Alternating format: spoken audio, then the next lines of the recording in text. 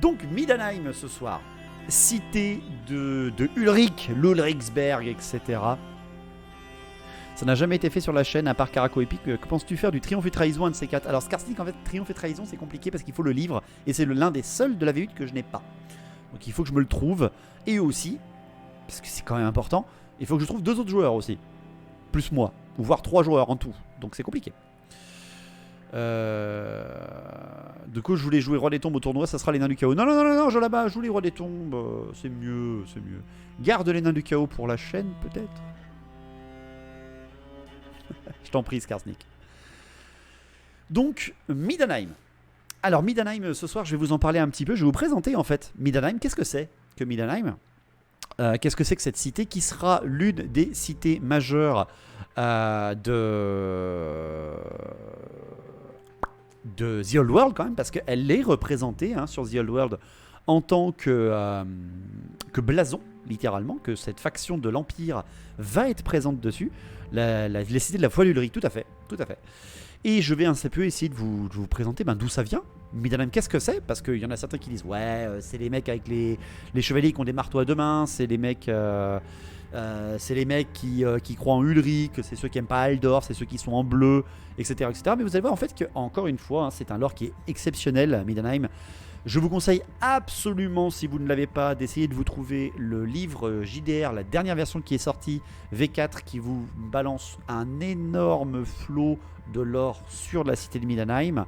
Il y en a eu d'autres, d'ailleurs je me suis basé sur ce stream. Par rapport à un autre cadeau qu'on m'a fait, je crois que c'est toi, Ataxes, qui m'avait envoyé ça, des livres de JDR de Midenheim, mais genre de la première version de JDR et de la deuxième, les livres qui sont encore en noir et blanc. Juste incroyable. C'est les métalleux de l'Empire, ouais, à peu près. Et je vais vous expliquer un petit peu aussi comment ça a grandi, qu'est-ce qu'on trouve dans Midenheim, qu'est-ce que donc ça veut peut-être nous dire de ce qu'on va trouver dans la faction Midenheim The Old World, ou une idée spécifique qui pourrait nous faire dans l'Empire des Hommes par rapport à Midenheim. Ça pourrait être intéressant, peut-être. Enfin bon, voilà. Je vous rappelle que les streams des mercredis, c'est jamais très très long, donc on va essayer de ne pas trop perdre de temps parce qu'on a déjà fait la grosse annonce. Donc voilà. Salut Sorrent, bonsoir. J'espère que tu vas bien. Des bons Teutogen, exactement, par Sigmar, tout à fait. Donc, Midenheim. Alors, j'ai bien dit, ça va, c'est 20h46, on n'est pas encore commencé, et on n'a pas encore commencé. Tout va bien, tout va très très bien. Elle est située au milieu, et bien justement, je vais te montrer tout ceci. Bien sûr. Alors, vu que j'ai ressorti le trailer de l'annonce pour Grumpy, j'ai tout perdu. Voilà. Donc, Midenheim et le Midenland. Je vous rappelle que l'Empire, ce sont des cités-états dans des régions de l'Empire. Donc, voilà. Eh bien, le Midenland et le territoire de Midenheim, c'est ce qui est en bleu foncé sur votre carte ici même, qui ressortent la figurine de Ulrich et j'achète. Tu m'étonnes. Donc c'est cette partie-là, le Midenland, comme vous le voyez. C'est cette partie-là. Alors attention, ce n'est pas une partie qui est au bord de la mer, pas du tout. C'est une partie qui est au bord des Wastelands, donc qui appartiennent à Marienbourg, bien évidemment. Donc il n'y a pas de côte sur le Midenland. Merci à toute cette soirée de ma province de cœur. Alors, je me disais, t'étais pas là encore. Et tout simplement, cette cité, comme vous voyez, elle est pas au centre, comme on pourrait l'imaginer. Vraiment, la centrale de l'Empire, salut Gabuster, c'est vraiment plutôt Talabheim. Si vous regardez, on en a déjà fait. On a fait la soirée de Talabheim et du Talabekland, qui est ici. Et là, je vais vous parler du Midenland, qui est un voisin, littéralement. Je vous rappelle que Talabheim est une ville et un territoire qui est apparent aussi dans The Old World. Midenland et Midenheim, pareil. J'attends tes fuseurs, vas-y. Donc, une autre carte pour être un peu plus précis sur le Midenland. Et Midenheim. Clac. Voilà. Donc, voici le territoire du Midenland. Et géographiquement, tout de suite, on va pas se mentir, c'est pas la joie. C'est pas la joie, le Midenland, parce qu'ils sont littéralement entourés de la Dragwald. Voilà, vous le voyez, il n'y a que de la forêt partout. Midenheim est en haut à droite, juste ici où il y a mon curseur qui bouge. Ils ont à leur droite le Auckland, ils ont au nord le Nordland, ils ont à gauche, à l'ouest, donc le territoire de Marienbourg, et au sud, ils ont le Talabekland et le Reikland. Ils sont donc totalement, enfermés dans leur territoire. Et pourtant, Middenheim, cité-état du Middenland, est certainement l'une des plus connues. C'est la deuxième ville la plus grosse de tout l'Empire. Mais si c'est bien le Middenland, venez-y en vacances, on verrait, c'est très chaleureux. Ah bah oui, hein, surtout quand il y a Kazrak. Le Middenland, c'est surtout connu bien sûr pour Middenheim, bien évidemment. La cité du loup blanc, la cité de l'hiver, la cité d'Ulrich, bien sûr. Qui n'a toujours pas eu d'ailleurs sa mise à jour sur Total War Warhammer, quand même depuis le 1, c'est un peu une aberration je trouve, mais bon, que voulez-vous. Middenheim, c'est donc une cité très ancienne. Donc je vais d'abord commencer par vous expliquer un petit peu, faire un résumé rapide de ce que je vais vous dire. Je vais ensuite vous expliquer l'histoire de Middenheim, les forces militaires qu'on peut y trouver, que ce soit à l'époque de The Old World ou même à l'époque de Karl Franz. Et je vais vous expliquer un petit peu, pour finir, la géographie qui l'entoure, tout ce qui est un petit peu autour, comment s'est constituée la ville, comment c'est construit dans la ville. Et aussi, bien sûr, on terminera juste un petit peu pour parler entre Middenheim et Sigmar. Parce qu'il y a plein de choses à dire. Ça sent bon le barbu, renfrogné, amoureux de marteau. Exactement. Alors, Middenheim, la cité, elle est très ancienne. C'est l'une des plus anciennes de l'Empire, sachez-le. Et la cité de Middenheim, elle est basée en fait sur l'Ulrichsberg. Donc vous le voyez, c'est une cité qui est tout en hauteur. Elle est tout en hauteur. En fait, Middenheim est construit sur un plateau qui est à plus de 150 mètres de haut par rapport aux alentours. Et il fait 1,5 km de diamètre. Donc vraiment, c'est 1,5 km en rond. Voilà. Donc c'est pas si gros que ça, c'est plus petit par exemple que Talabheim. On avait vu que Talabheim c'était littéralement toute une caldeira de volcan. Middenheim en fait c'est beaucoup plus petit. Mais par contre, c'est très très très bien organisé. Vous allez comprendre. Donc comment ça a été construit Middenheim, d'où est-ce que ça vient? Qu'est-ce que c'est que ce territoire? Middenheim à la base, ça a été fondé par les Teutogen. Donc attention, les Teutogen, c'est une tribu des impériaux d'il y a quelques temps, on va pas se mentir. Et elle était là même présente avant que Sigmar ne soit empereur. Par exemple, pour vous donner un rapport.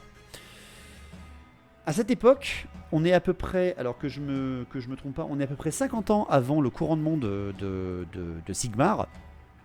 50 ans avant le couronnement de Sigmar, les Teutogen, dirigés par le roi qui s'appelait Arthur mais sans H, le roi Arthur des Teutogen, qui dirige un peuple nomade, il va tomber sur l'Ulrichsberg. Il connaît même l'Ulrichsberg, donc la montagne, par rapport à sa position dans la Dragwald. Il sait que c'est un endroit qui est extrêmement intéressant, qui est bien pour se défendre. Malheureusement, c'est simplement un plan abrupt, c'est très difficile d'accès. Et en plus, il n'y a rien. Il n'y a rien. Les Teutogen étant des nomades, c'est très compliqué pour eux de pouvoir construire quelque chose. Ils peuvent le faire, mais le Arthur des Teutogen, il veut vraiment quelque chose de solide. Ce qui fait qu'il va s'intéresser beaucoup à d'autres peuples qui passent dans l'Empire, à ce moment-là, qui n'est pas l'Empire, qui passe sur le territoire à l'ouest des montagnes du bord du monde, et il va tomber sur des nains en exil. Des nains qui ont perdu leur forteresse, un peuple nain qui ont perdu leur forteresse, des nains errants. Et il va négocier avec eux. Il va négocier avec ces nains en disant « Ok, écoutez, vous êtes plus assez nombreux, on est assez nombreux, on connaît le territoire, vous ne le connaissez pas. On sait que ici, sur l'Ulrichsberg, on pourrait construire une cité super bien. Et ce qui peut peut-être motiver les nains, et les humains, faut pas se mentir, c'est que juste à l'est, comme vous le voyez, les Blackstone Hills et les montagnes du milieu, surtout à l'est, qui sont ici, eh bien, on sait qu'elles regorgent de fer, ces montagnes. Elles sont très très très remplies de minerais de fer. Et si jamais les nains voudraient s'y installer, ou les humains, bien sûr, voudraient s'y installer pour créer des mines à l'intérieur, il faudrait une place forte sur le territoire pour pouvoir protéger l'endroit. Donc, les nains vont accepter de construire les bases de Middenheim, les bases de la cité. Alors attention, elle ne s'appelle pas encore Middenheim, la cité, vous allez comprendre comment elle a pris son nom. Ils vont construire les bases de la cité en négociant avec le roi Arthur des Teutogen, pour que plus tard, les humains et les nains exploitent les montagnes du milieu, donc celles-ci, au centre de l'Empire, vous voyez lesquelles, pour pouvoir extraire le fer, et depuis Middenheim, partir dans tous les sens. La construction va durer un peu plus de 100 ans. Donc déjà, Arthur, il verra pas la fin. Surtout qu'il a un petit souci, Arthur des Teutogen, c'est que il vit vieux, c'est bien pour lui, il vit vieux. Merci Binomo, merci beaucoup pour le sub renouvelé à Tariq, merci beaucoup à toi. Tu gagnes 2 tickets tombola pour ça. Arthur, il va tomber sur un os, c'est qu'il y a un gars qui s'appelle Sigmar, qui va arriver, qui va le défier en duel, parce que Sigmar, il veut unir les tribus humaines errantes, nomades, sur le territoire qui deviendra plus tard l'Empire. Et Sigmar va renverser Arthur, il va le battre en combat au singulier, faisant de lui un vassal, mais jurant allégeance donc à Sigmar pour cet empire qu'il est en train de faire naître. À la 60e année du règne de Sigmar, eh bien, l'Ulrichsberg sera construit entièrement en tant que Middenheim. C'est-à-dire que les soubassements de Middenheim, contrairement à Altdorf, contrairement à Talabheim, contrairement à Averheim, etc., c'est les nains qui ont fait les bases. C'est des nains qui ont basé leur science pour construire Middenheim. Donc déjà, tu pars sur une base saine. Alors, on va pas se mentir. C'est marrant que le perso qui s'appelle Arthur soit pas bretonien. Je sais, mais ils sont peut-être pas allés pousser le vice jusqu'à ce point-là. Le petit problème, c'est que même si les Sigmarites ont pris le dessus sur les Teutogen, eh bien, les Unberogen, Sigmar c'est un Unberogen et pas un Teutogen, les Teutogen vont s'installer donc à Middenheim, vu que c'était la promesse de leur roi. Son fils va bien sûr pousser le mouvement, son fils, bien évidemment, qui est ultra important pour la tribu, parce qu'il est non seulement devenu chef de tribu après, on va dire le chef en dessous de Sigmar, mais surtout, les Teutogen, comme les Unberogen, donc comme ceux de Sigmar, je le précise, ont un dieu tutélaire unique et égal, le même, c'est Ulrich.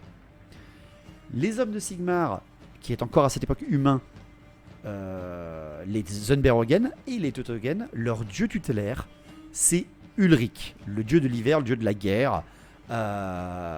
C'est le dieu tutélaire des impériaux, avant que l'église de Sigmar ne prenne le pas. Je m'en vais continuer mon kazakh pour le défi de juin, avec plaisir, Binomum. À l'époque, ont-ils trouvé l'artefact de la fin du monde? Non. Alors ça, je vais pas vous en parler ce soir, parce que déjà, je vais vous présenter Middenheim et le mettre dans Contest de The Old World. Si on voudra pousser un petit peu plus là-dessus, il faudra attendre cet été, Kirkanos. Est-ce qu'il est teuteux, le peuple? Non. Non, pas vraiment. Le fils de Arthur, comme je l'ai dit, il était très important du point de vue de la tribu, mais aussi du peuple des humains, parce que le fils de Arthur, qui s'appelle Vulcan, je ne sais pas comment on l'appelle, Wulcan, eh bien en fait, il n'est pas que fils de chef, il est littéralement grand prêtre d'Ulrich. C'est un titre, le grand prêtre d'Ulrich, donc grand prêtre du plus grand dieu, et c'est le Ar-Ulrich, AR-Ulrich. Et donc, après que cette forteresse soit construite, après que Middenheim soit sorti du sol, eh bien Vulcan, priant Ulrich au sommet de l'Ulrichsberg, au centre de cette cité en train de se terminer de construire, il va avoir une vision. Il va avoir une vision incroyable de Ulrich lui-même, qui va popper devant lui et qui va prendre sa hache à deux mains et frapper le sol juste devant les pieds de Vulcan, je ne sais pas comment il s'appelle, et il va, en frappant cette hache au sol, faire naître une flamme bleutée, un brasier, une énorme flamme bleutée qui va naître à cet endroit. Et il va lui dire, lorsqu'il va planter cette hache... et honneur. Merci Demos, merci beaucoup pour le sub offert. Oui, c'est ça, pour ton 7e mois de sub, pardon. Continue de nous faire rêver avec le Lord of Battle, toujours là, toujours là. Lorsque Ulrich aura planté sa hache, il va lui dire, ici sera mon temple, tant que cette flamme brûlera, ton peuple durera. Vulcan, voyant son dieu frapper au sol, limite le tuer en frappant et repartir, tout de suite, vite, il faut que je construise le temple. Il faut que je construise le temple d'Ulric à cet endroit précis. Et en fait, ça va ultra marcher. Mindenheim étant fini de construire avant Aldorf et tout ça, c'est des cités qui sont un peu plus récentes. Le temple d'Ulric sera terminé 50 ans plus tard. Vulcan aura le temps de le voir de sa propre vie avant de mourir. Et à partir de là, Mindenheim deviendra le centre culturel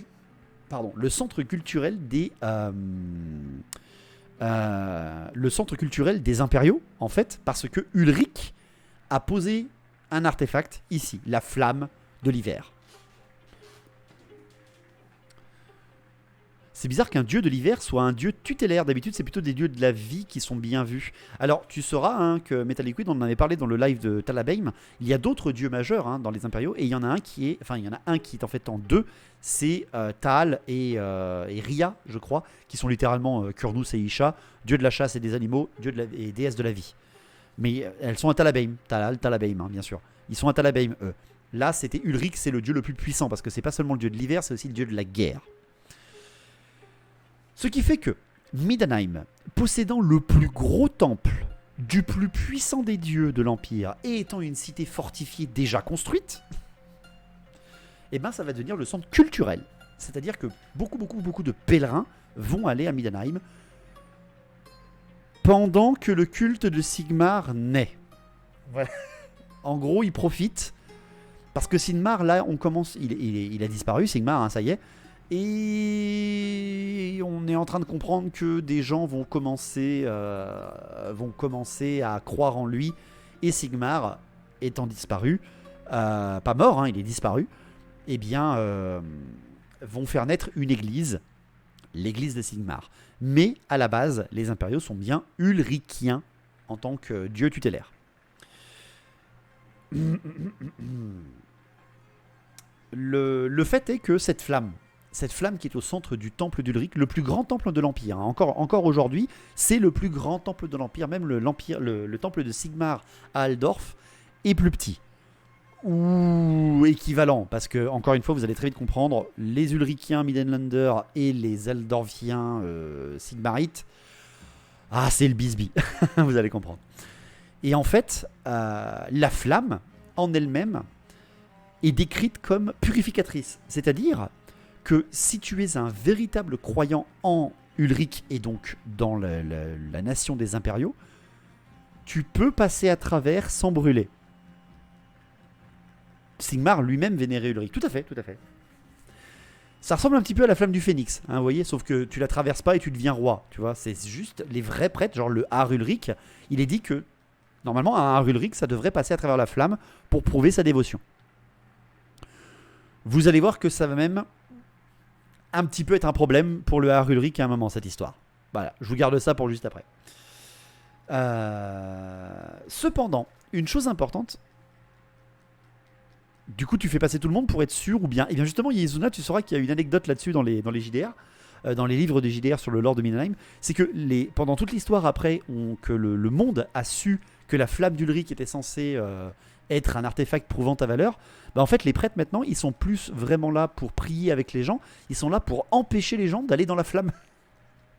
Parce qu'il y en a plein qui se brûlent en fait. Ils sont pas assez vénérables pour toucher la flamme, c'est quand même un artefact divin. Et en fait ils expliquent vraiment que les prêtres ils vont non mais arrêtez bande de cons, ils essaient de les sauver au dernier moment en fait. Je trouve ça vraiment très très drôle. Parce qu'ils sont cons les impériaux, faut pas oublier. Guerre et hiver, ça va pas trop ensemble. Je sais, Metal Liquid, je sais, mais moi j'aime bien cette idée. Ça change. Mais vous êtes cons. Moi je trouve ça drôle. Sachez également qu'elle a une particularité, en plus de reconnaître les vrais croyants. Il est dit que si tu plantes ton arme à l'intérieur, si tu passes ton arme à l'intérieur et que tu veux défendre l'Empire, ton arme va devenir magique pendant quelques jours pour pouvoir te défendre même contre les ennemis des vivants. Donc si jamais vous voulez vous créer un petit scénario de JDR, ça peut être extrêmement intéressant. Ou un petit scénario qui pourrait être super intéressant pour un Mordheim, une escarmouche ou même peut-être une partie. Le système d'éducation dans l'Empire est pas trop ça aussi. Ouais, j'avoue, garantir les points vitaux, j'avoue. Mais par contre, il y a une autre chose que je voulais vous dire par rapport à Mindenheim. Et ça, j'ai trouvé ça trop drôle. Là, je vous parle de Middenheim. D'accord? C'est vraiment la cité. Cette cité, elle est ultra importante, comme vous l'avez compris, du point de vue des déités, du point de vue des croyances des impériaux.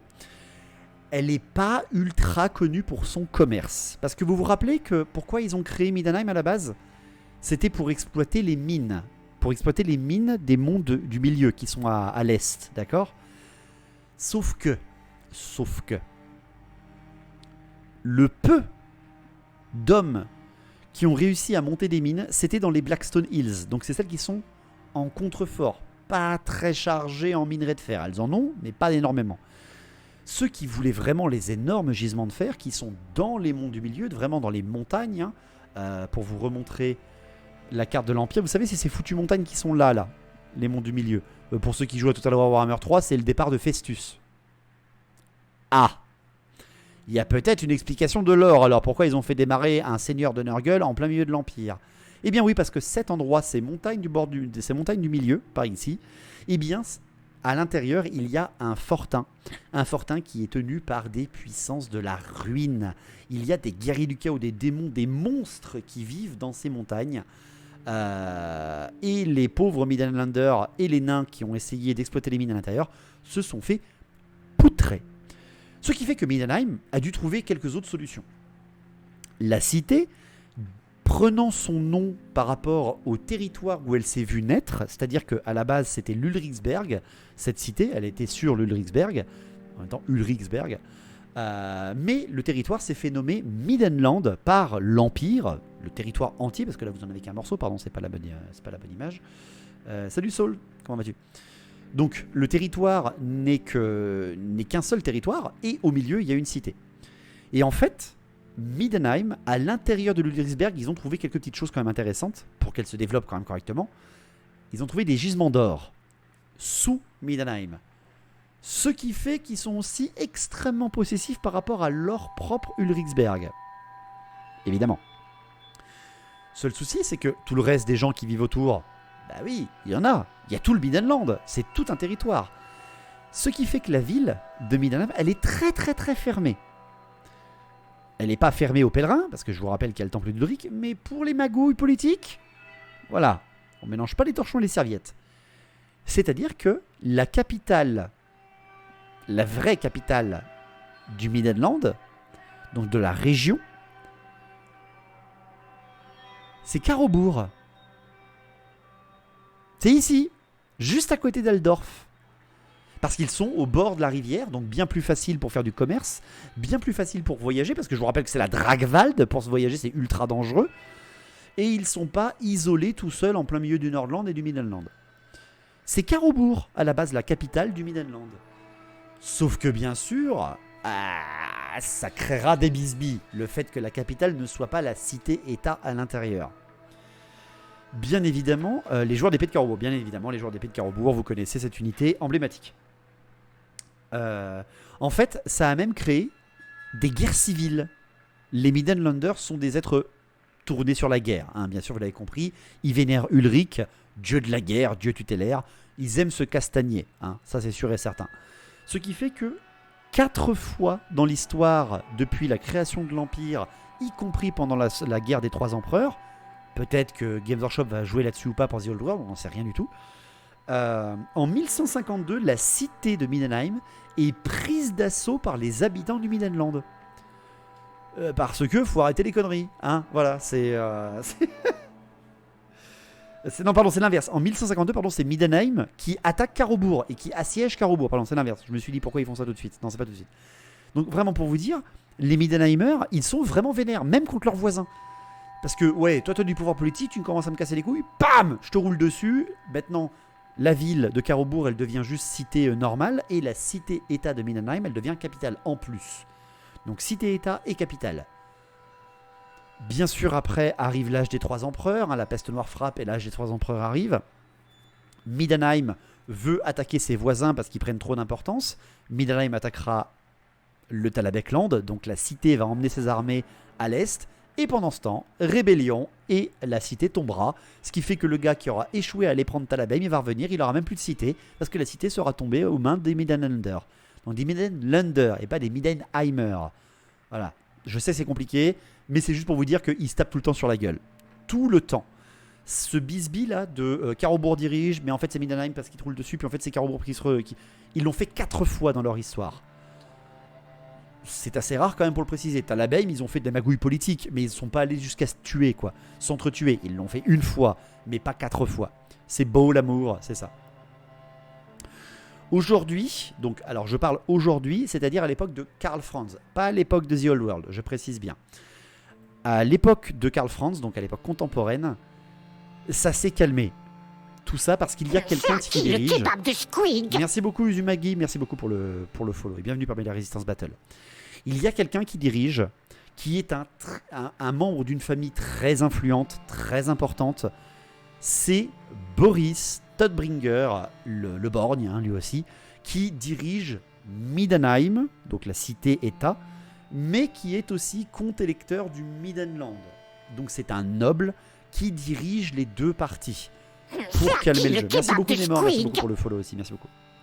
Alors en chef, en Midenheim, c'est Abraham Sarkourcix, en guerrier Obélix et Astérix, c'est à peu près ça. Et justement, Boris Todbringer est peut-être l'un des seuls comte-électeurs qui arrive à calmer le jeu correctement. Parce qu'il a quand même un certain charisme. On va pas se mentir. Donc voilà un petit peu comment est né Midenheim à cause enfin, grâce aux nains qui sont venus s'installer en même temps que les humains.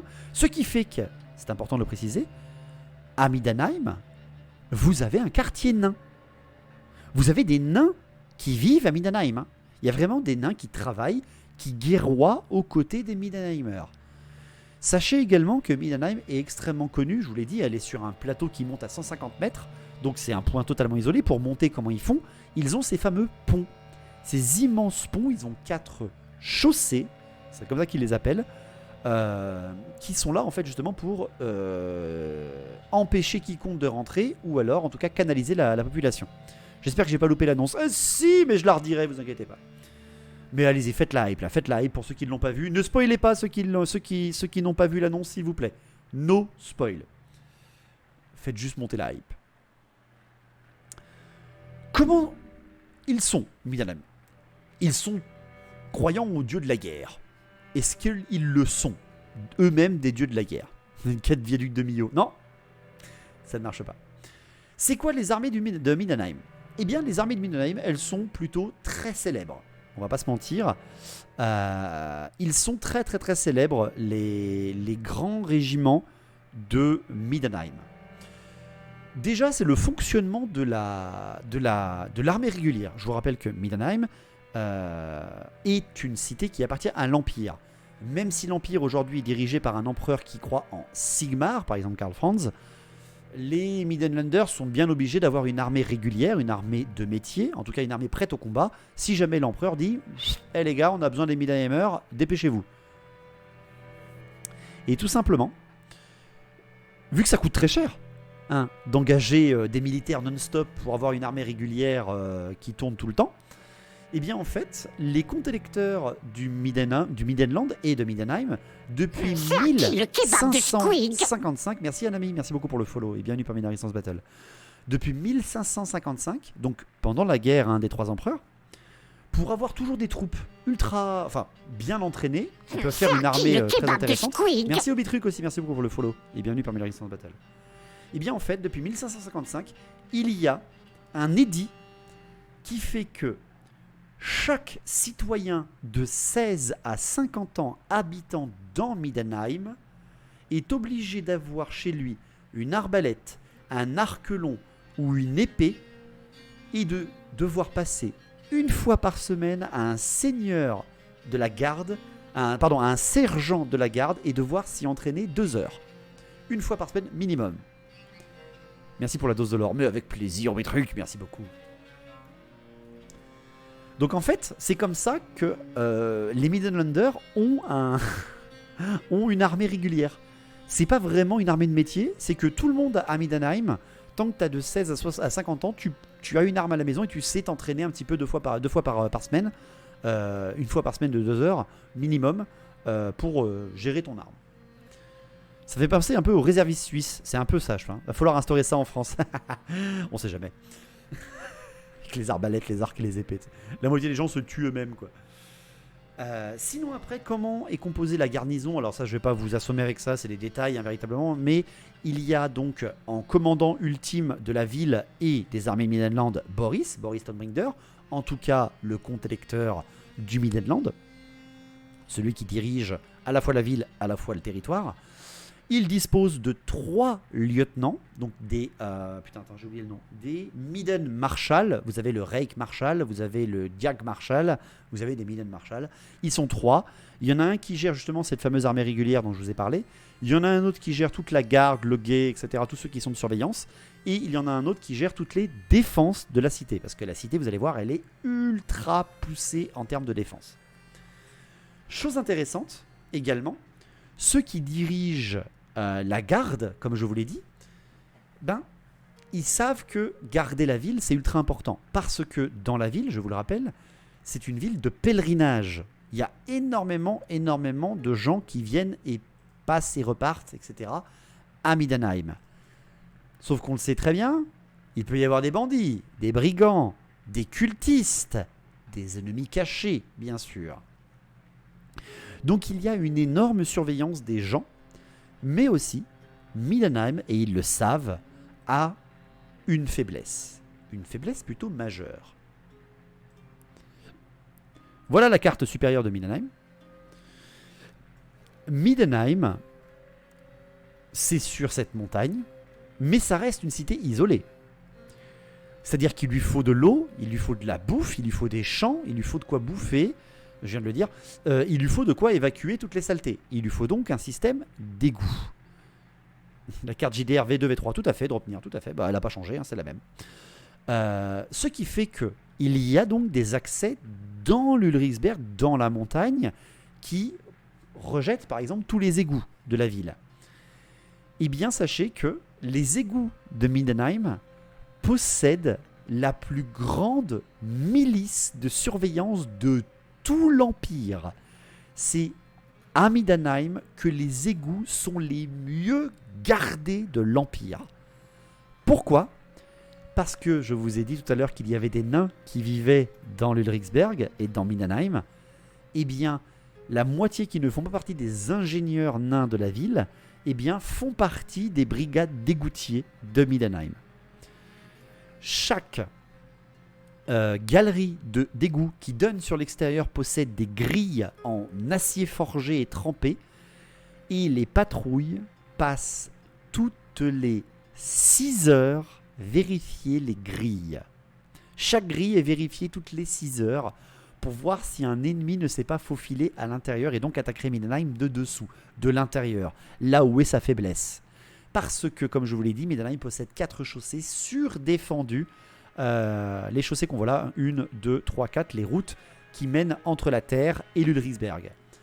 Mais malgré tout ça, malgré ces énormes points de sauvegarde, de protection des égouts, eh bien, il est dit, et c'est marqué dans le lore, hein, sachez-le, je l'ai vérifié sur les deux sessions, eh bien, il y a un petit clan Skaven qui se cache et qui ne fait que tourner et fureter pour éviter toutes les patrouilles non-stop. Mais c'est un tout petit clan, ils sont même pas une centaine, c'est donc vraiment rien pour des Skaven.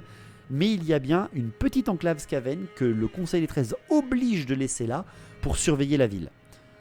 C'est un boulot dangereux, égoutier à Middenheim. Ah oui, de toute façon, égoutier dans l'Empire. Égoutier dans le monde de Warhammer, c'est l'un des pires métiers du monde. Hein.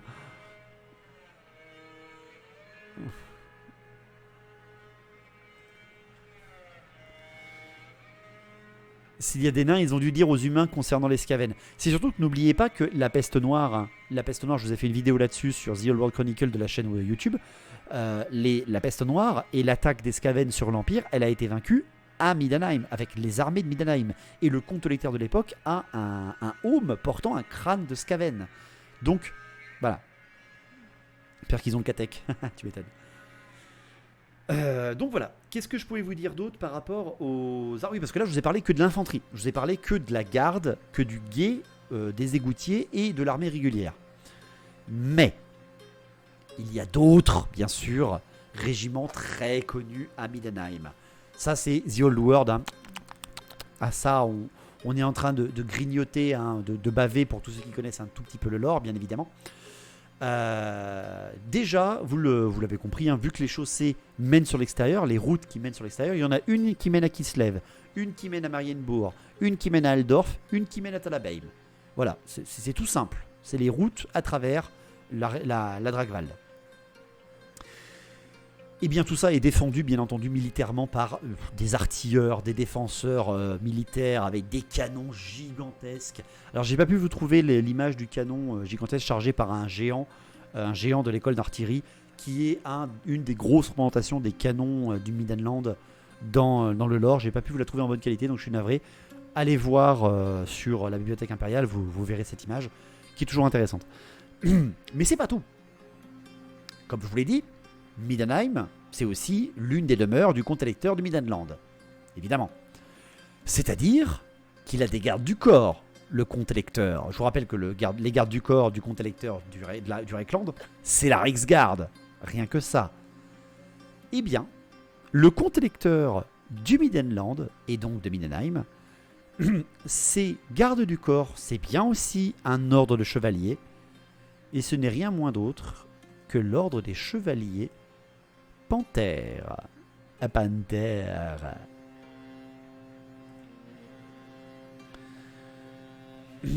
L'ordre des chevaliers Panthères sont officiellement les gardes du corps du comte électeur de Middenheim.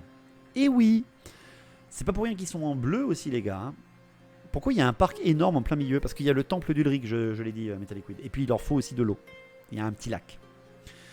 Donc, les chevaliers panthères, bien évidemment. Eh ben non, c'est pas le loup blanc créé lors d'une croisade, je crois, tout à fait à Aide-Morel.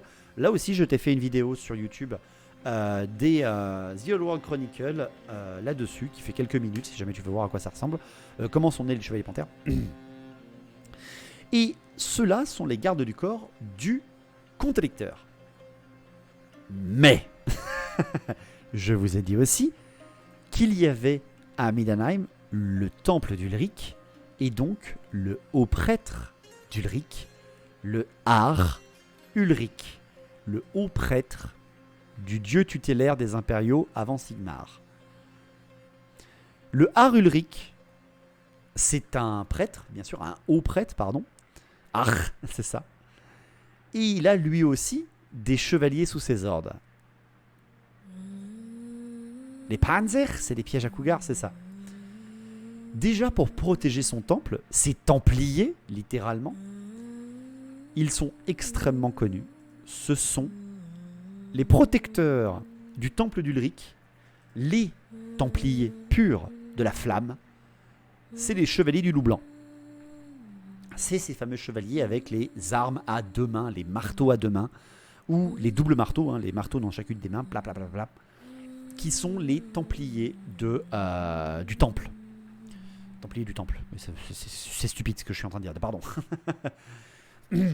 Ces gars-là sont d'une renommée égalant la Reichsgarde, égalant les chevaliers de Myrmidia, égalant les chevaliers de Thal, etc. etc. Ce sont des mecs, ce sont des templiers, quoi. J'ai hâte de voir tout ça sur Warhammer 3, mon rêve. J'avoue, hein, j'avoue.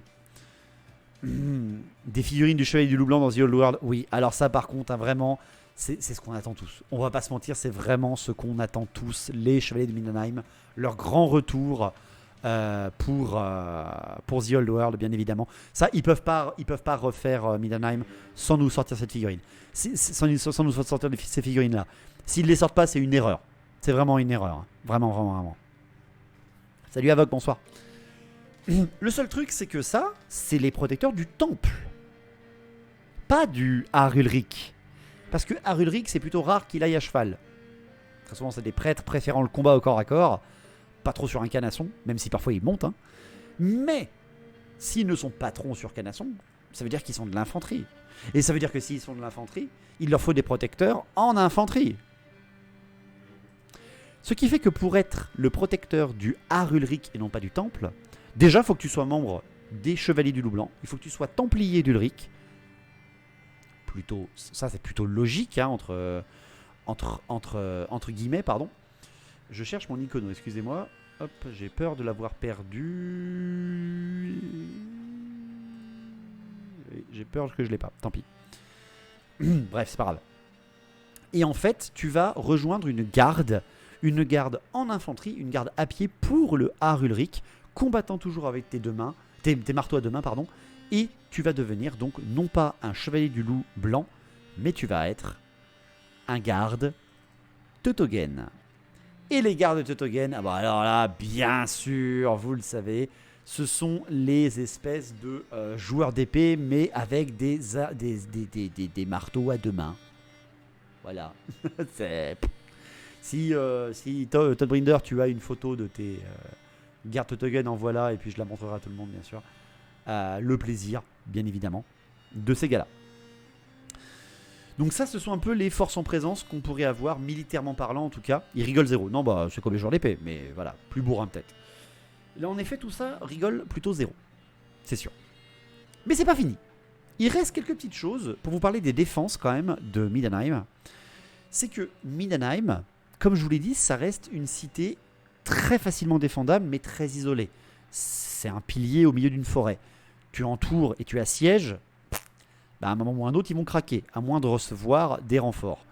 C'est pour ça que les chaussées, c'est vraiment le point absolu de Middenheim. Plus d'une fois, ils ont fait péter les chaussées, les grands chemins qui menaient jusqu'en ville, pour se protéger. Parfois, ils ont fermé ces accès pour éviter les maladies de se propager, la peste noire par exemple.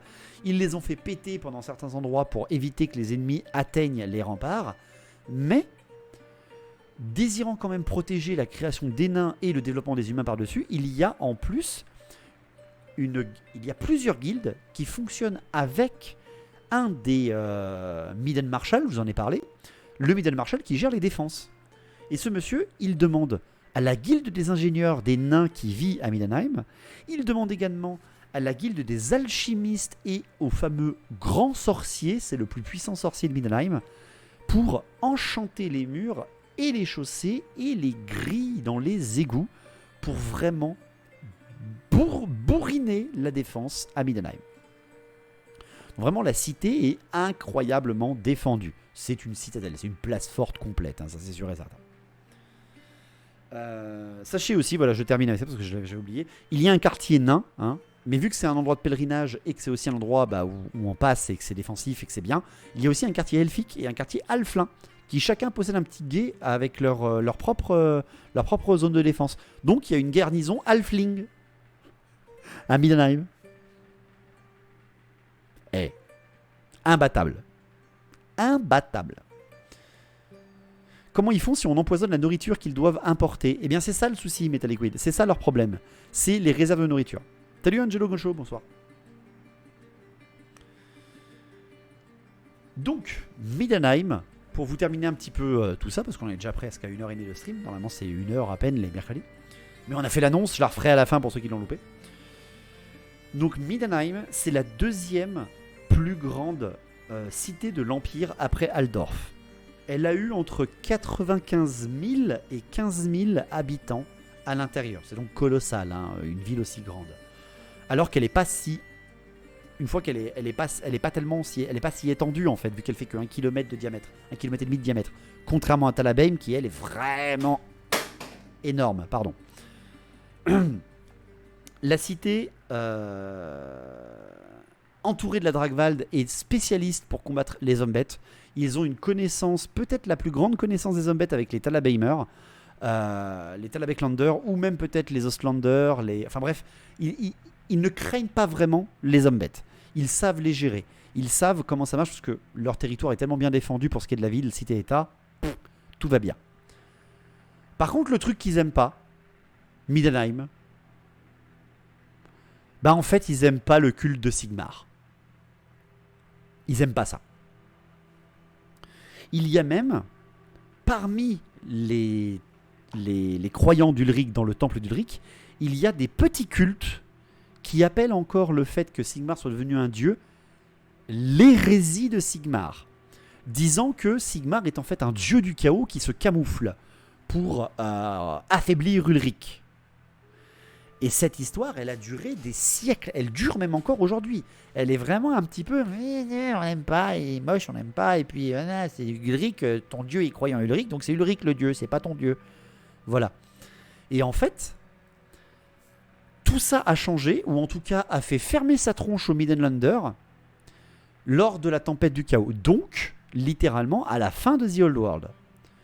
Je vous rappelle qu'à la fin de The Old World, donc lors de la grande guerre contre le chaos, à savoir Khull contre Kislev, qui vient être aidé par l'Empire et les nains, Magnus le Pieux, seigneur de Nuln, je le rappelle, alors pas grand seigneur de Nuln, mais juste un seigneur de Nuln, excellent orateur, croyant, vu qu'il est de Nuln, il est du sud, il est du Wissenland, donc c'est un croyant en Sigmar plus qu'en Ulrich. Ulrich, dieu de l'hiver et de la guerre, donc c'est plus le nord, je vous rappelle.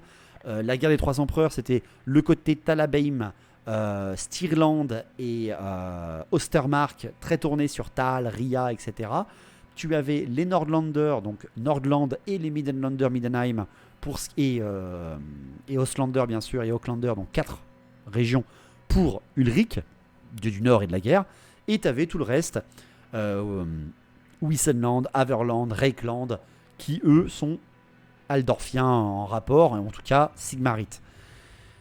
Donc ce gars du sud qui se préconise comme le nouvel empereur, qui dit il faut qu'on s'unisse pour pouvoir renverser le chaos, quand il est arrivé à Middenheim, Ulrich, donc le grand prêtre d'Ulrich, lorsqu'il a vu arriver ce mec à Middenheim, où ce mec disait rejoignez-nous tous pour combattre le chaos, parce que sinon vous ne valerez pas ce que vous dites, vous ne serez que des moins que rien, prouvez à l'Empire que vous pouvez nous rejoindre et que vous pouvez faire valoir la valeur d'Ulrich dans notre culture, prouvez que votre dieu de la guerre, il est en accord avec Sigmar.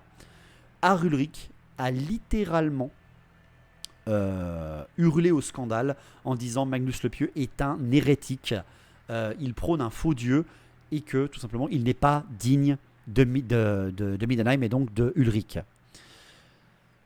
Et le bouquin de JDR City of the White Wolf est vraiment intéressant. Je vous le conseille absolument. Hein. Moi, je me suis basé beaucoup dessus.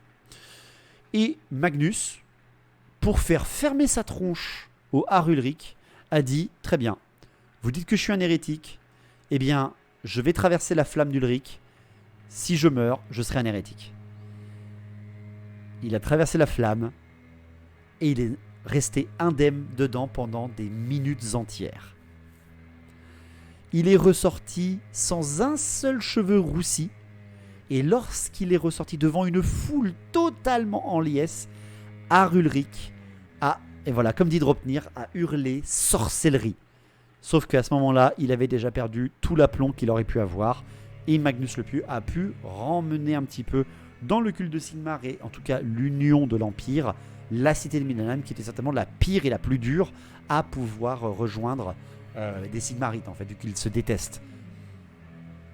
Sachez que cette période, ce moment de l'histoire, le moment où Magnus le Pieux il a traversé la flamme, il a prouvé sa valeur, il a réuni Middenheim dans l'Empire et il a rallié les armées pour partir au nord, ce n'est qu'à peine décrit dans le temple d'Ulrich sur une tout petit morceau de tapisserie qu'on ne parle pas quand on fait la visite. Et ce n'est même pas détaillé dans des livres. À Middenheim.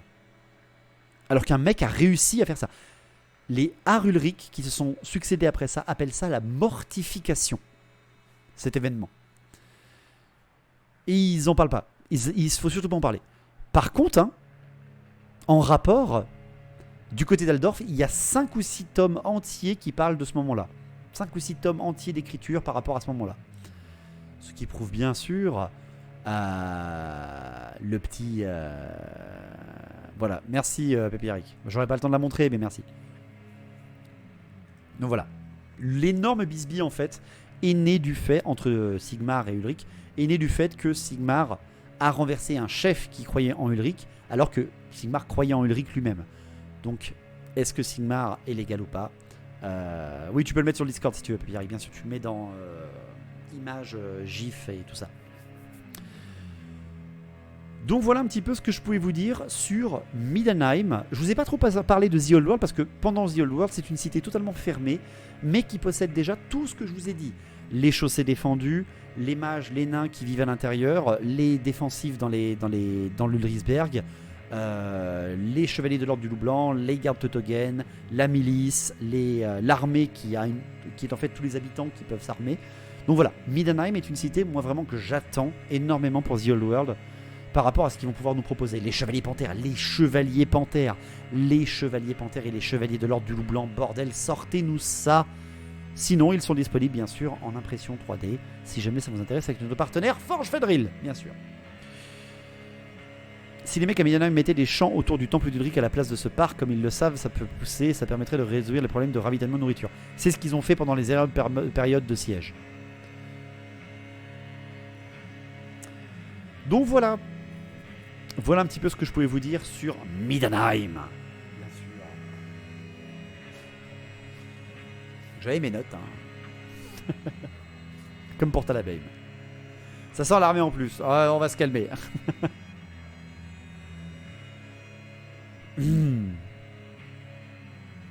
Non, ça vous a plu un petit peu? Est-ce qu'il y avait, voilà, on a révisé. Hein. C'est un des lores les plus connus, mais quand même. Moi, j'ai juste retenu le début du live et ça faisait. Après, c'est du blabla dans ma tête. C'était cool. Bah écoutez, si c'était cool, tant mieux.